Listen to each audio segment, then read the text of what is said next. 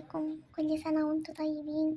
النهاردة انا هعمل معاكم الكنافة بالقشطة بطريقة سهلة وجميلة وطعمها جميل وخفيف. ولو اول مرة تشوفوني اشتركوا في القناة واعملوا لايك وشير عشان يوصل لكم كل وصفاتي. هجيب كده الكزرولة وهنزل بكوبايتين من اللبن البارد، عليهم معلقتين كبار من الكريمة الشانتيه ومعلقة ونص من النشا. هدوبهم كده على البارد وبعد كده هرفعهم على النار، وهنزل بمعلقتين كبار من السكر وهسيبهم كده لمدة نص دقيقة لغاية ما القوام يبقى بالشكل ده. أنا عايزة الكريمة عندي ما تكونش القوام بتاعها تقيل ولا خفيف، عايزاها تكون وسط. وبعد نص دقيقة بالظبط هرفعها من على النار وهضيف باكو من الفانيليا أو ربع معلقة صغيرة من الفانيليا ومعلقتين كبار من القشطة، وهدوبهم كده وهجيب مكعب شوكولاتة بيضة هضيف كده عليها. الشوكولاتة عندي بتعزز طعمها جدا وطعمها بيبقى تحفة. تقدروا بقى تسموها كريمة أو قشطة أو مهلبية، هي طعمها لذيذ جدا جدا، هيعجبكم. وهجيب عندي كده هكون محضرة عندي 350 جرام من الكنافة مقطعها بالشكل ده. هضيف كده نص كوباية من السمنة السايحة، وانا عايزة الكنافة تشرب من السمنة. وهجيب عندي القالب بتاع الكب كيك هدهنه كده دهنة بسيطة من السمنة، وهنزل كده بالكنافة. ودي الكمية اللي اتبقت هقول لكم دلوقتي هنعمل بيها ايه. وهجيب كده الكوباية هضغط كده ضغطة عشان الكنافة عندي تكون متساوية معايا، وهدخلها الفرن لمدة ربع ساعة، هي ما بتاخدش وقت كتير في الفرن. وهجهز معاكم الكريمة. هجيب نص كوباية من الكريمة الشانتيه ونص كوباية من اللبن أو المية، وهضربهم كده كويس جدا لغاية ما القوام عندي ما يبقى تقيل بالشكل ده.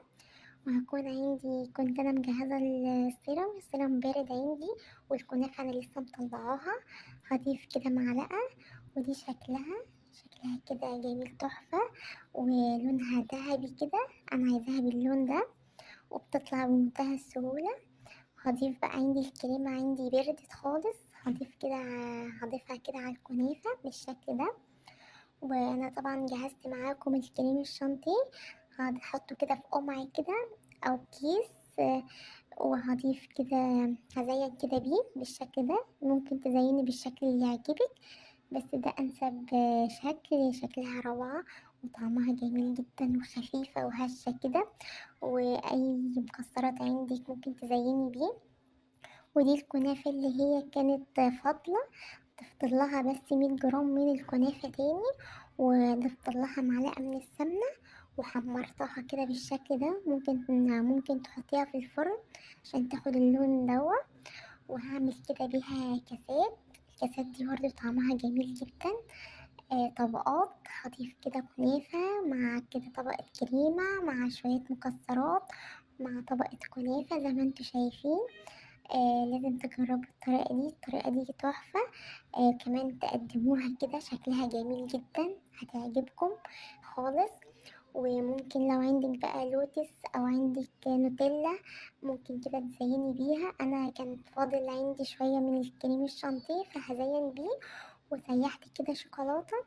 هزينت كده بالشوكولاتة كده وهزين بشوية مكسرات.